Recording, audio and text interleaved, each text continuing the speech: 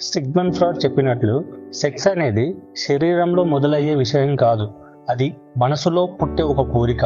Sex అంటే రెండు శరీరాల మధ్య జరిగే యాక్షన్ కాదు, నీలో నీకు జరిగే రియాక్షన్. మీరు బాగా గమనించారా? నీ పక్కనే ఉన్న పార్ట్నర్ని నగ్నంగా చూసినప్పుడు కన్నా పక్కింటి అమ్మాయిని నగ్నంగా చూడాలి అనుకున్నప్పుడు ఎక్కువ ప్రెజర్ కలుగుతుంది. ఇక్కడ మనిషి ప్రెజర్ ఇస్తుంది సెక్స్ కాదు, సెక్స్ తో కూడిన ఆలోచన. పడకలో ఉన్న రంభ కన్నా ఊహల్లో ఉన్న ఊహనే ఎక్కువ ఆనందాన్ని కలిగిస్తుంది. ఎందుకంటే నిజానికి సెక్స్ చేస్తున్నా కన్నా చెయ్యబోతున్నా అనే ఊహనే ఎక్కువగా ఆనందాన్ని కలిగిస్తుంది. కాబట్టి 5 minutes వీడియో కోసం 20 minutes బాత్రూంలో ఉంటాం, కానీ ఆ 5 minutes వీడియో చూడకుండానే బయటికి వచ్చేస్తాం. సెక్స్ వల్ల శరీరానికి సుఖం రావట్లేదు, చివరికి అలసటనే మిగులుతుంది.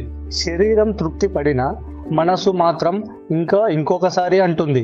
ఎందుకంటే మనిషికి కావాల్సింది సెక్స్ కాదు, శాంతి, సుఖం, ఇంకా చాలు అన్న తృప్తి. ఇక్కడ సమస్య సెక్స్ది కాదు, సెక్స్తో కూడిన ఆలోచనలని అదుపు చేయలేకపోవడం.